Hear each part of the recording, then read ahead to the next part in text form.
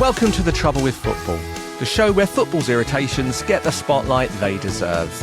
Now, by now you know how this works, so I'll just let you know who's with me.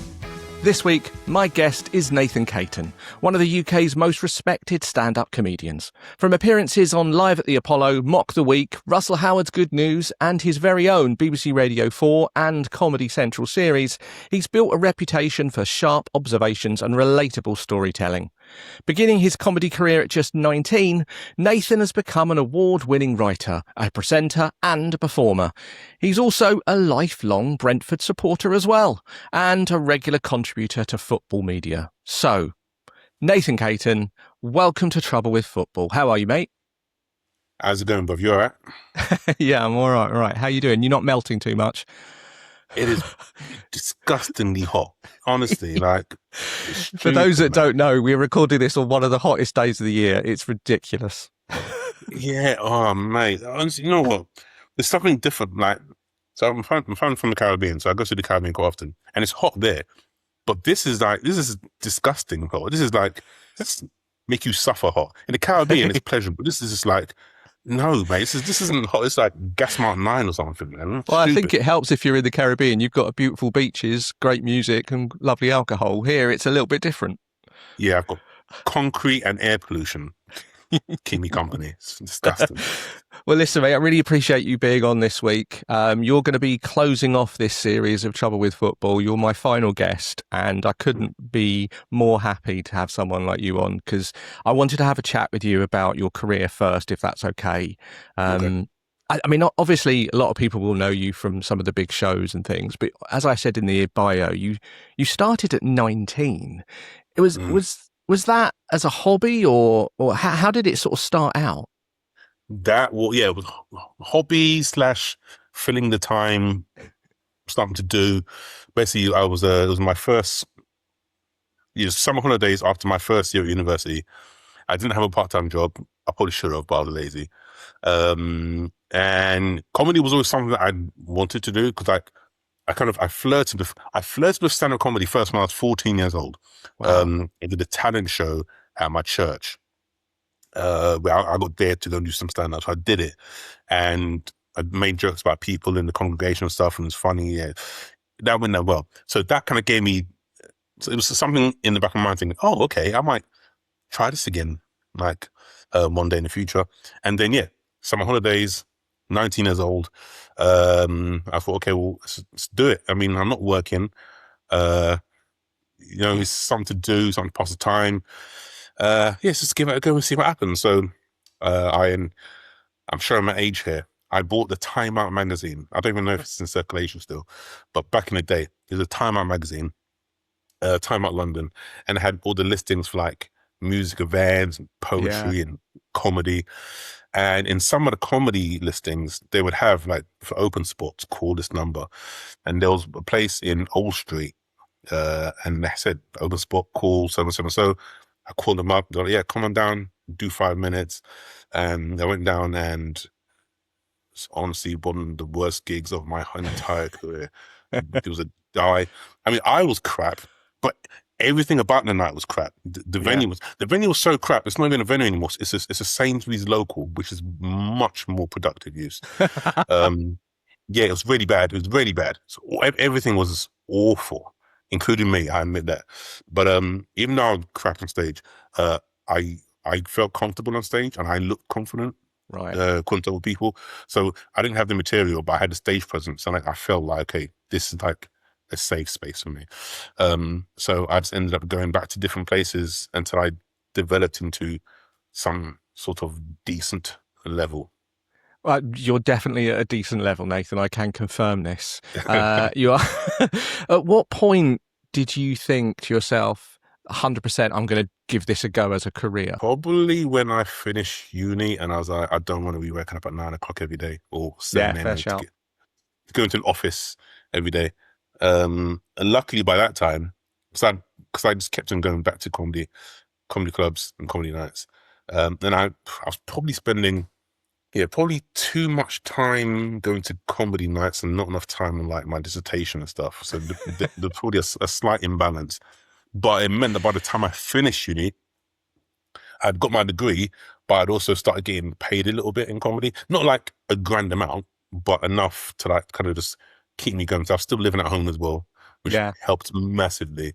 Like even though I was helping my mum like pay rent and stuff, but it was nothing in the same way that it would have been if I had moved out and got my own place. So I was in quite a fortunate situation where I was getting a little bit of money, still living at home. It's like it was an open goal. You know what I mean? Yeah. I couldn't miss. So I was like, okay, you know what? Let me give it a go and see what happens. You know, 'cause, I mean, worst thing that could happen is it doesn't work out. I fall flat on my face. Like, okay, well, I've got a degree. I'll just go and be an architect or whatever. You know, so Absolutely. it was fine. That's a lesson for life, I think, for a lot of people. You know, just ask yourself, what's the worst that can happen, really? Let's just try it and just say yes to things. Listen, Within reason. Don't well, walk to a bank with your gun. What's the worst that can happen? Jail. Yeah. Fine, wise words. Listen, the other thing I wanted to pick up on, obviously, you've had some appearances on things like Mock the Week. Obviously, Live at the Apollo is a big one as well. You've even had your own shows, Nathan. I mean, you've been on Comedy Central. You've done radio. I think it was Radio 4. I think your show was on.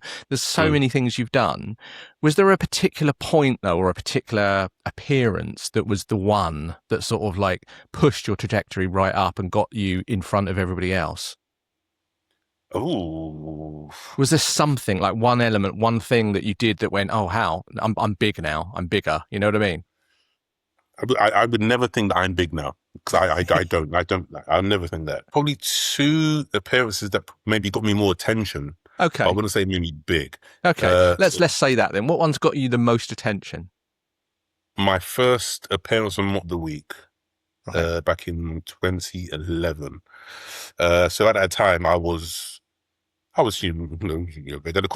comedian in comedy clubs every Thursday, Friday, Saturday. You know, just doing my thing. And then I did my first Mock the Week, and it just so happened it was perfect timing. It was, I think it was the first episode of the series or the first episode after the summer break. And during that summer break, there were the riots that happened all across the UK. Yes. Okay. And it just so happened it was a massive event. I had a shitload of material about the riots because it happened in my team as well. So it kind of the stars kind of aligned. In Mock the Week, we're talking about the riots, and I've just got boom, boom, boom, boom jokes for days about this stuff because it was so current. And luckily, a few of my jokes made it into the edit because people don't realize Mock the Week, what you see is not the whole thing. Like, it's like a 27-minute episode, but the recording is like 3 hours long. Wow, is it? I didn't know that. Yeah, yes, it's a long recording. So there's a lot of stuff that doesn't make it. Fortunately, in that appearance, a good chunk of my stuff made it. And so that kind of got a few more eyes on me. But nice.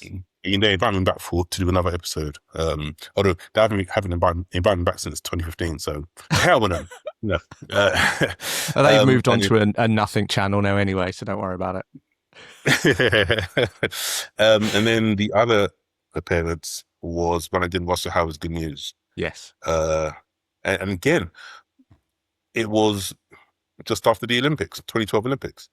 And again, I had a shitload of material about the Olympics, about the British perspective, and then my own experience. So I went to certain events and stuff.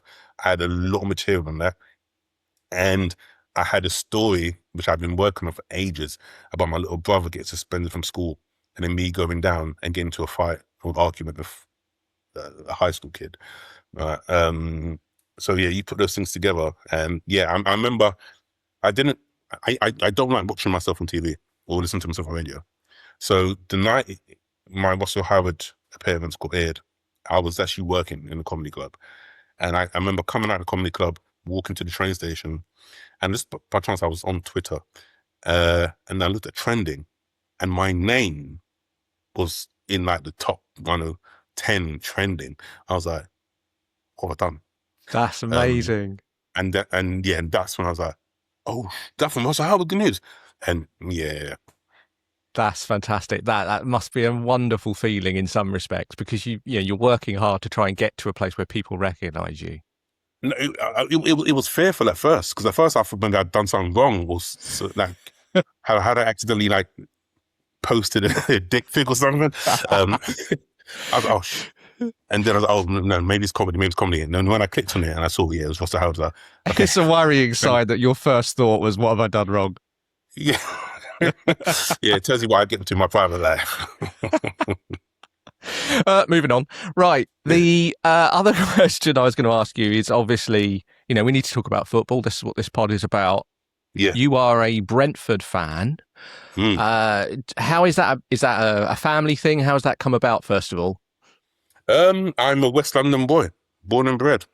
Born in Hammersmith, grew up in Greenford. Greenford, for those who know, is a West London suburb, and it's, I don't know, 20 minutes from Brentford.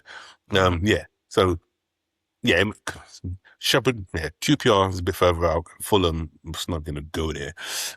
So yeah, Brentford was probably could have been something like Hayes and Yedding, but come on. Let's probably made a good choice in that one. What about the sort of growing up? Did you go a lot as a kid, and did you go sort of week in, week out, and all that sort of thing, or how did it come about?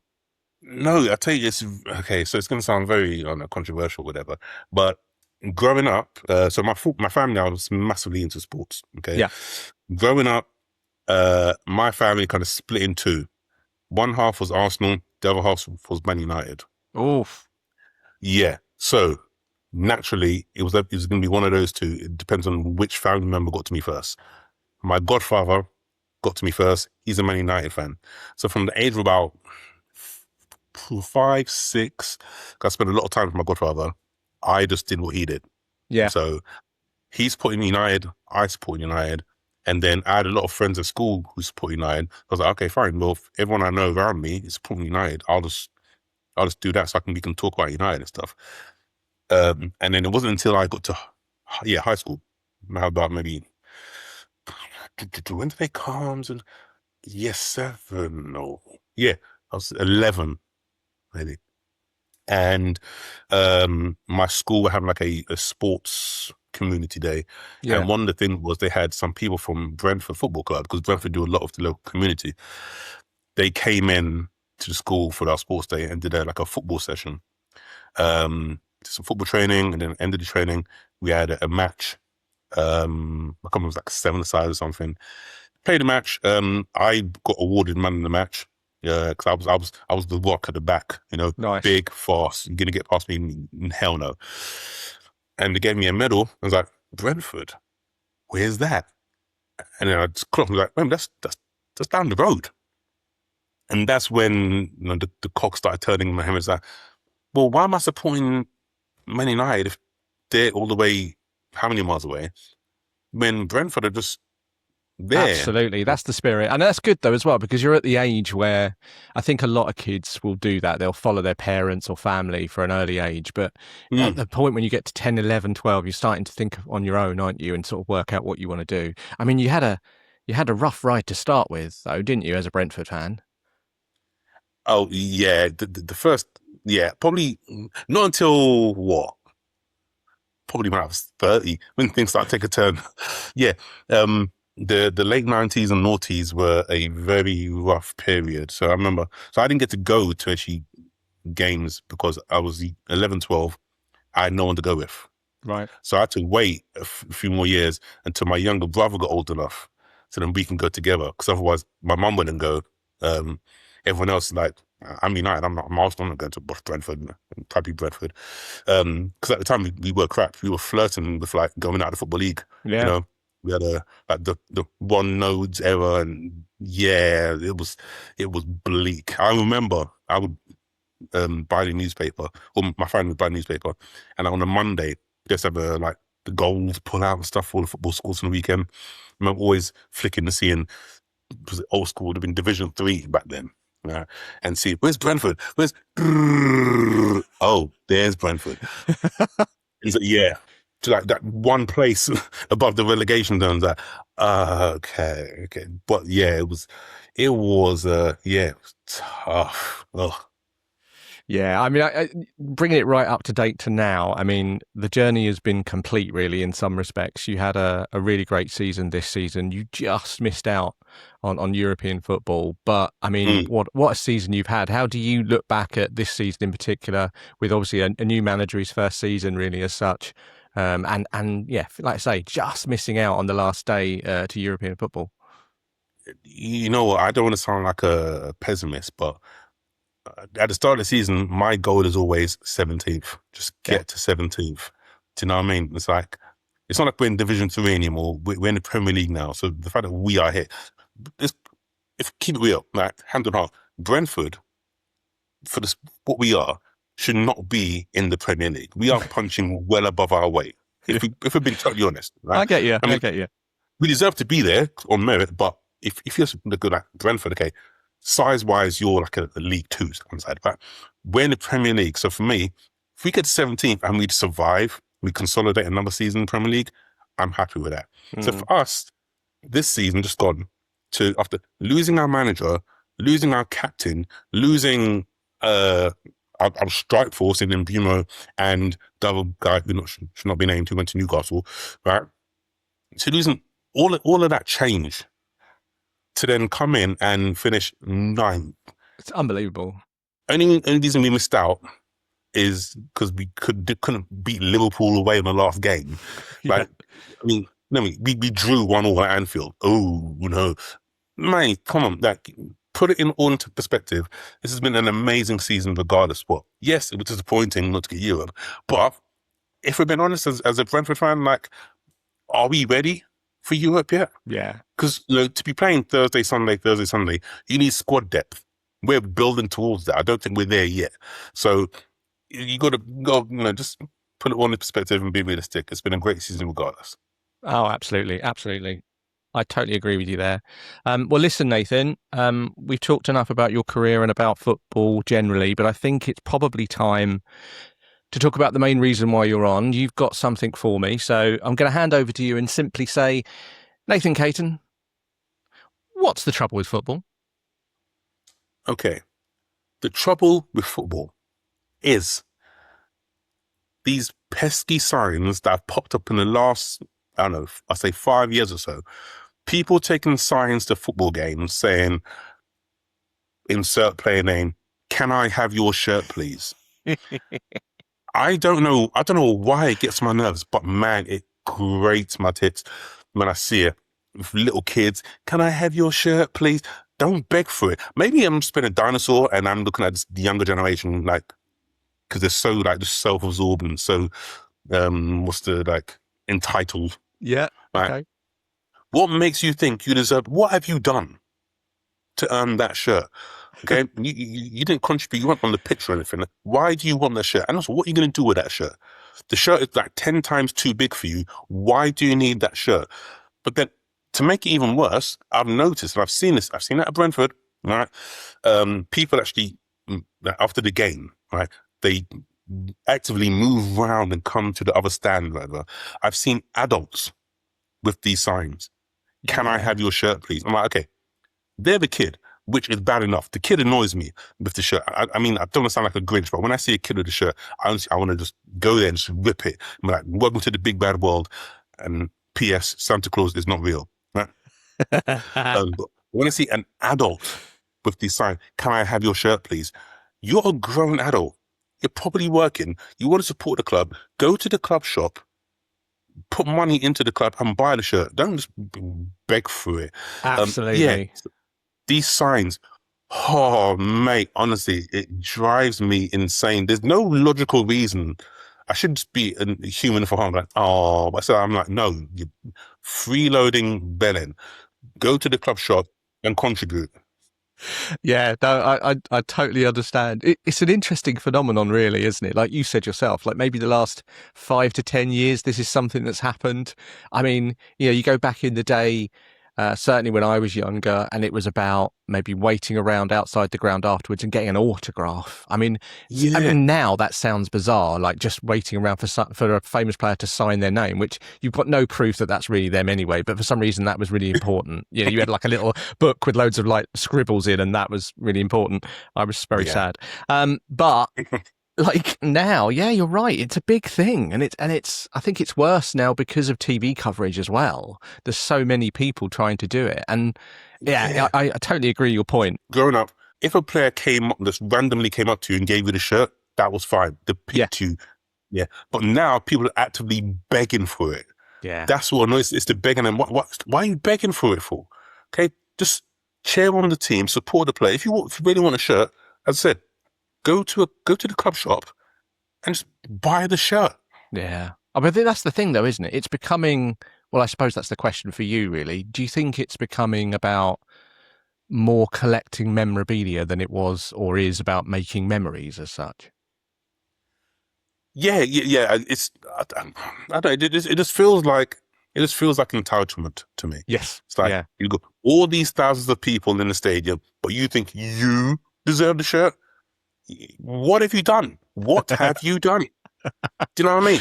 Well, I mean, it's interesting actually, because some clubs are starting to agree with you, right? In the last couple of years, there's been some clubs that have actually banned these signs, right? Now, not in England, unfortunately, but I think FC Copenhagen were one of the first ones to do it. I think the quote was, they said, the decision stems from the fact that it's not possible for the players or the club to meet the many wishes, and therefore we disappoint so many children who want the hope of getting a jersey. I mean, that's a nice way of putting it. I get it, but they've done it. The other clubs like... You're going to shut yourself, you little prick. There you go. Ajax, I'm glad you said that, not me. Ajax and Slavia Prague are the other two that have done it as well, similar things. I mean, actually, Slavia Prague went a bit further and they banned signs because they said that they've noticed that organised groups were asking children to hold the signs, and then later they realised that the sale of these shirts were online and people were literally using it just to collect shirts to sell them online and make money out of it. So it's child exploitation within football, basically. Yeah, that was happening in Prague. Yeah, absolutely. So they were really strict on it, and they cancelled it, and they said no more. And I think the other thing to think about with this, and I'd like your view on it, is obviously the players themselves. I mean, the Copenhagen statement there sort of touched on it. If one player gives away his shirt or her shirt, there may be 50 other children holding these signs either that week or the next week and the next week. It becomes a habit, doesn't it? Do you know what I mean? And players may feel guilty about it. And do you think footballers, fans have forgotten that footballers owe them anything really in that sense? No. And also, like, players can't keep burning through shirts every single week. And then also, say like, if there's a kid for signing and then the player walks past him and doesn't give it, all of a sudden the player's the bad person. It's like, no, the player's not a bad person. The player's just been the player. Okay, you're just, again, been in a freeloading, entitled, shit. No, you can't have the shirt. Okay? So I want to have like my own sign and stand behind the person with the sign, and my sign says, this person's a freeloader, ignore them, and just walk past them. That would be amazing. I love that idea. Just a counter argument constantly to any shirt. Well, actually, there's an interesting one, because a couple of seasons ago at the Emirates Stadium, it was an FA Cup game and Chelsea were visiting Arsenal. And it was right when Chelsea, well, I say when Chelsea were rubbish, but they've been rubbish for a while. But they were losing 5-0 at Arsenal in the FA Cup. They changed their team around, etc., etc. And one little girl raised a sign, and it actually said, "I don't want your shirt. I want you to want to fight for ours." And I thought that's a nice sign, isn't it? Okay. That's a nice sign. I would give that person the shirt. For that is a quality sign. Yes. Let that girl have the shirt and put her out on the pitch. Honestly though, when I saw that, it was like, that's the point, isn't it, really? Forget asking for things. You know what? Just play for the shirt and actually mean it. And I get that totally. Exactly. I get that totally. Do you think it's something that's more popular I don't know what your knowledge is of other sort of leagues or lower league, but obviously it's big in the Premier League. I don't necessarily see it that much in the lower leagues, and I would I would question whether the players can afford to give their shirts away either. But that's another question. But I don't really see it anywhere else. I always see it on the Premier League, and I wonder if that's because there's a connection to TV or something. Yeah, I think Premier League, La Liga, it's seen as it's more glamorous. You know what I mean? Like you ask a little kid, do you want a Man United player shirt or a Bolton Wanderers player shirt? No offense to Bolton, but most of the time they're gonna go for Man United, and it's just the glamour. Yeah, yeah, that's a good shout. Actually, that is a good shout. I mean, do you think it's more rather than just the signs itself? Do you think it's just a sign that football fans are becoming more entitled generally? Yeah, I think yeah, football fans are definitely entitled. I mean, I'm probably guilty of it as well. But yes, we are definitely more entitled. We think because I mean, don't get me wrong. Listen, fans are a massive part of every football club. You know, we put money in for our tickets and stuff and buy merchandise. Yes, but we think that we are owed the world. We're not. Do you know what I mean? It's like I don't know when you see like videos of like kids waiting outside, and then the players walk past them, and how dare the players? We give our sweat and our tears and our efforts to cheer the team on. It's like the players, they're human beings. You don't know if they're going through stuff as well. You know, you don't know if they're in a rush to get to whatever. So yeah, we do it. We all do it. Football fans are from too emotional and too high strung and very entitled and think that we don't own, but we don't own the club. These owners do now.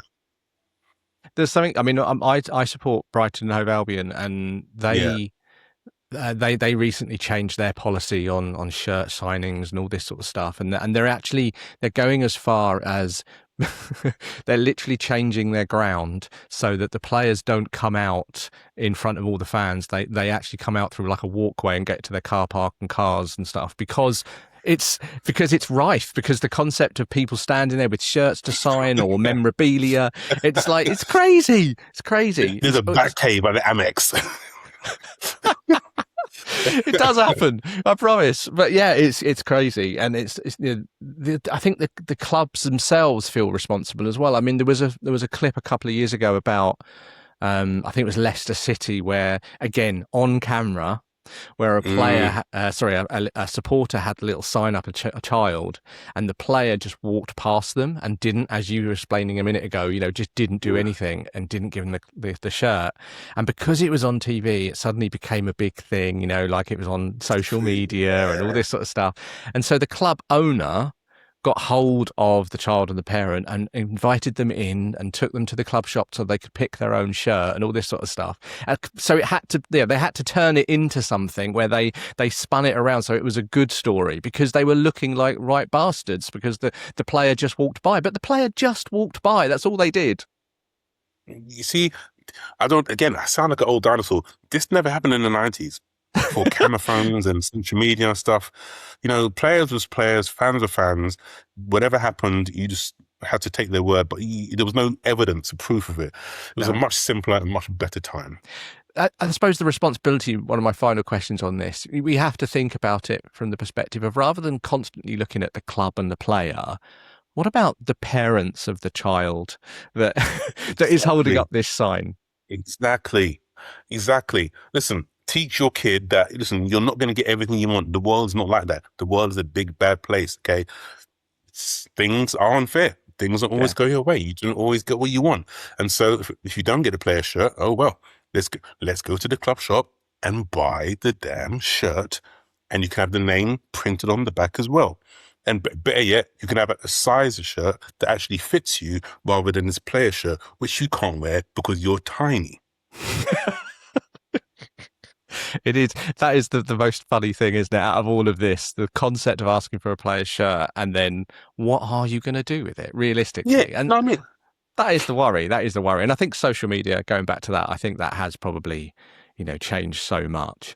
And yeah, you got like just a 5-year-old kid asking for Erling Haaland shirt. He's 6'5". What are you going to do? Yeah, I know. It is crazy. If you could, If you could replace this concept of like shirt signs with one tradition from your childhood, say as a football fan or anything, what would you bring back if we could? Instead of the shirts. Yeah. Oh, What did you prefer in that sense? what did I prefer? Oh, goodness. Probably what? Very simple. Just a wave. Just Oh, a yeah. wave. Or, yeah. Some if someone acknowledgement. Yeah, exactly. Yeah, I don't need something physical. You know what I mean? It's the memory. Okay, I'll give you a prime example. Right, it's not football related, but it's just something. When I was 5, yeah, 5. My mum and my aunt took me to see Teenage Mutant Ninja Turtles. Right, Nice. that they were obviously actors, but in the costume. Yeah. And they were doing like a meet and greet somewhere in Paddington or something like that. And I remember my mum put me on her shoulders and I reached out my hand and Raphael, he went like that and I felt he touched me. And to this day, that memory is like, I remember high five Raphael. That's amazing. I remember. And I didn't have anything physical to take away, but I thought, yeah, he high fived me. Like for that split second, it was me and him. I'm a little bubble.